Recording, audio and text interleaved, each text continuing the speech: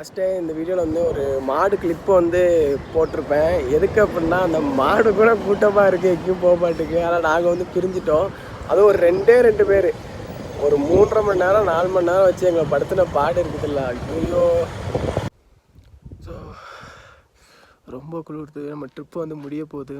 நாங்கள் இப்போ வந்து நேற்று டிஸ்கிந்து போயிருந்தோம். அப்போ அங்கேருந்து இறங்கி தான் வந்துட்ருக்கோம். பயங்கரமாக குளிர்து. பின்னாடி பாருங்கள் எப்படி இருக்குன்ட்டு. ஸோ அப்படியாச்சா நான் கொஞ்சம் கருப்பாக தேவேன். உங்களுக்கு ஃபுல்லாகவே காமிக்க பாருங்கள். நான் இந்த ஸ்கூட்டியில் தான் வந்தேன். இன்னும் பெட்ரோல் வேறு பிளிங்க் ஆகிட்டுருக்கு. இதுக்கப்புறம் எப்படி நான் வீட்டுக்கு போகிறேன்? காசு ₹1 கூட இல்லை. உண்மையை சொல்ல போனால் இருந்த ₹1 கூட எடுத்து போட்டு தான் சாப்பிட்டுட்டு வந்திருக்குறேன். என் கையெல்லாம் ஃபுல்லாக ரெட் ஆயிடுச்சு. ஸோ இதான் நம்மளோட லுக்கு. எப்படி இருக்கு? இந்த டேர்னிங்லாம் பார்த்திங்கன்னா கொஞ்சம் பயங்கரமான டேர்னிங்காக தான் இருக்கும். இன்கேஸ் வந்து பைக்கில் வரவங்க எல்லாமே ஸ்லோவாக தான் வருவாங்க, ஃபாஸ்ட்டாலாம் யாரும் வரமாட்டாங்க. நம்ம ஃப்ரெண்டு வந்து ஒருத்தர் 2 பேர் வர வேண்டியிருக்க தான். சரி கொஞ்சம் வெயிலில் இருப்போம் அப்படின்ட்டு காதெல்லாம் அடைச்சிருச்சு. என்னால் மூச்சும் கரெக்டாக விட முடியல. ஏன்னா நான் கிட்டத்தட்ட தண்ணியே குடிக்கலை. நேற்று ஹாட் வாட்டர் குடித்தோம் ரூமில். அதுக்கப்புறம் இப்போது ஸ்டார்ட் பண்ணும்போது தண்ணி ஒரு மடை கூட குடிக்கலை. நீங்களே பாருங்களேன் வண்டி எல்லாம் எப்படி வருது அப்படின்ட்டு. ஏன்னா வெயில் வேறு பயங்கரமாக, வெயிலில் நின்னா தான் கொஞ்சம் கரெக்டாக இருக்குது. ஸோ அது தான் வெயிலில் வந்து நின்றுட்டுருக்கேன். ஸோ நம்ம வீடியோ எல்லாமே நம்ம ஊருக்கு போகிறதுக்கு முன்னாடி எடிட் பண்ணி எல்லாமே அப்லோட் பண்ணிடுவேன். அதுக்கு தான் இப்போ அடுத்த போராட்டம். எப்படி வீட்டுக்கு போக போகிறேன்னு தெரில.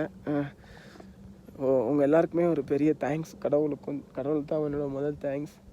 நான் இங்கே வரும்போது என்னென்னத்தெல்லாம் இழந்தனோ அதெல்லாம் கொஞ்சம் கொஞ்சமாக நான் வந்து எனக்கு பாசிட்டிவாக வந்துட்டுருக்குது. வெயில் ஐ நீட் வெயில். ஐ அவாய்ட் குளிர்.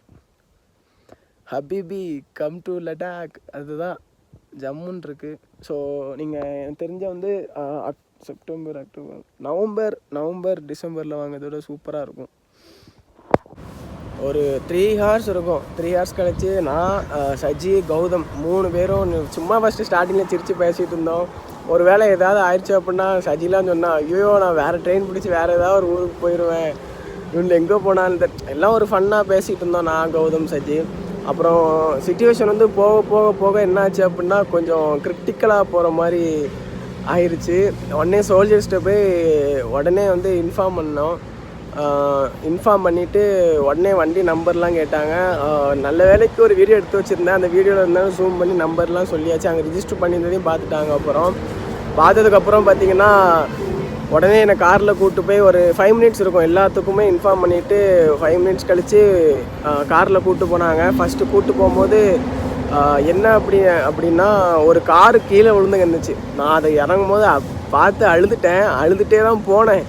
ஐயோ 2 பேருக்கு ஏதோ ஆயிட்டோ அப்படின்ட்டு. அப்புறம் அதுக்கு ஜூம் பண்ணி பார்த்தோம். என்னோடய ஃபோனில் வச்சு நல்லா ஜூம் பண்ணி பார்த்தோன்னே 10x பார்த்தோன்னே தெரிஞ்ச ஒரு கார் தான். அதோட மிரர் மட்டும் கிளாராக அடிச்சிருச்சிட்டு இருந்துச்சு. சரி அப்படின்ட்டு அடுத்து கார் எடுத்துகிட்டு மேலே இன்னொரு பேஸ் உண்டு, அந்த பேஸுக்கு போயிட்டு என் ஃபோனில் இருந்து ஃபோட்டோ ஜூம் பண்ணி ஒவ்வொருத்தன்ட்டையாக காமிச்சு, ப்ரோ பார்த்துருக்கீங்களா ப்ரோன்ட்டு இங்கிலீஷில், ஹிந்தியில் என்னெல்லாம் லாங்குவேஜ் வருதோ எல்லா லாங்குவேஜ்லேயும் கேட்டு ஒருத்தன் கூட பார்க்கலன்னு சொல்லிட்டான்.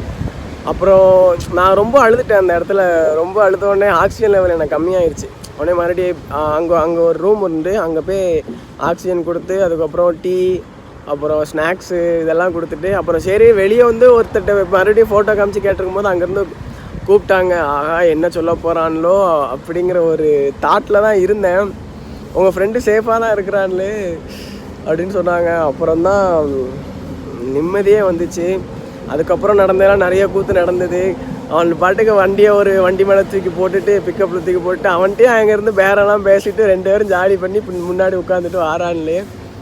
ஆனால் அந்த சிச்சுவேஷனில் வந்து கடவுள் கட்டாயமாக கூட இருந்தனால தான் எல்லாத்தையுமே ஃபேஸ் பண்ண முடிஞ்சது. அதுக்கப்புறம் நிறைய நடந்தது சம்பவங்கள். நைட்டு அப்புறம் பைக்கு ரெண்ட்டு சம்பவங்கள், இப்படி நிறைய சம்பவங்கள் இருந்துச்சு. எல்லா வீடியோ வச்சுருக்கேன். நாங்கள் நைட்டு எவ்வளோ ஸ்ட்ரகிள் பண்ணி சாப்பாடு கூட காசு இல்லாமல் ஒரு ப்ரெட்டு வாங்கி எல்லோரும் ஷேர் பண்ணி ஜாம் வச்சுலாம் சாப்பிட்டுட்டு இருந்தோம். அதான் பாட்டு வீடியோ தான் நான் அந்த ஆர்மி சோல்ஜர்ஸ் யாரும் வீடியோவில் போட்டிருப்பேன். ரொம்ப தேங்க்ஸ் சொல்லி நீங்கள் வேணால் அந்த வீடியோ ஃபுல்லாக பார்த்தீங்கன்னா உங்களுக்கு தெரியும். என்ன சொல்லனே தெரில. இந்த ட்ரிப்பு வந்து எனக்கு எப்படியோ ஸ்டார்ட் ஆகி எப்படியோ போய் எப்படியோ முடிஞ்சு. அவங்களாம் வீட்டுக்கு போயிட்டான்னு இன்டர்வியூ போய் போகிறானா அன்றைக்கி. ஒருத்தன் நம்ம யார்